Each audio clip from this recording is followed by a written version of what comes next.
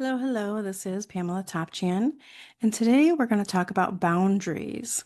So, if you have ever said yes to something or someone when you really wanted to say no, or if you've ever kept quiet to avoid any conflict, or even something that didn't feel right to you, you just kept quiet about it and didn't speak up for yourself, that might be a sign that you need some stronger boundaries. So, we're going to talk about the importance of setting boundaries and how to do it. Setting boundaries isn't selfish at all, it's more about self respect. And having healthy boundaries is not about shutting people out.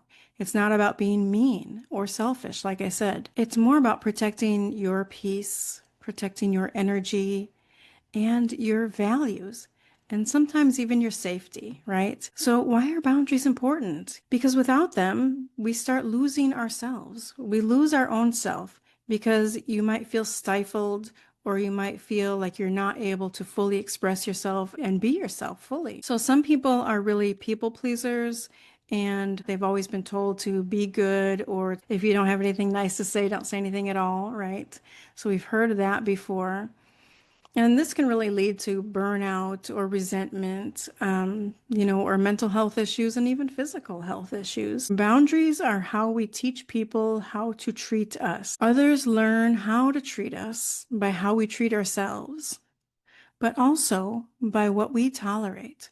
Whatever we put up with and we tolerate, other people think that must be okay with her or him. So I think we should talk a little bit about how to do this because it's not easy, especially if you're a people pleaser.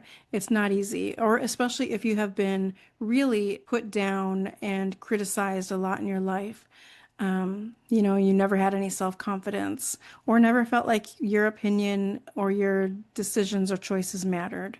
So it can be really hard to make that shift. Sometimes we really have to unlearn what is deeply ingrained in us, what we have been programmed to act like and how we've been programmed to behave throughout our lives, growing up even too. So I have said, in other videos, because there on this channel, there's other videos with self-help and self-care. And one of the things I always say is to have self-awareness. Notice what drains you. Notice what makes you uncomfortable or where you feel taken advantage of, where you feel like you're holding your tongue, you're biting your tongue so as not to say something. Those are your teachers. Those are showing you where boundaries are needed. So being able to communicate clearly and calmly, keeping your cool. There's no need to raise your voice or to repeat yourself more than once. If we're trying to explain something to somebody, why we feel the way we feel, and they're acting like they don't hear you, they don't get it, or they're trying to show you that, you're the problem. And, that's gaslighting, blaming you for their behavior, for your feelings about their behavior. You don't have to justify everything. And you can just say when it comes down to things like that you don't want to do, maybe even just simple things. It's not always about somebody that's gaslighting you, but you don't have to justify. Just saying, I'm not available. I'm not available at this time. I'm not available for that event, or that just doesn't work for me right now. Or even no, thank you. We've all heard, no is a complete sentence, and it is. You don't have to justify or explain yourself away. And again, that takes practice. It's not going to be easy to make those shifts and to make those changes. If you want to give a little more of a deeper, more involved response and still hold up your boundaries, without explanation. But when the boundaries are not just about doing something or going somewhere, we can talk more about that. If you want to get more into how do I actually, what kinds of words can I say? Let me know and we can do a deeper dive on this subject. Let me know in the comments below and we can do a deeper dive on this subject.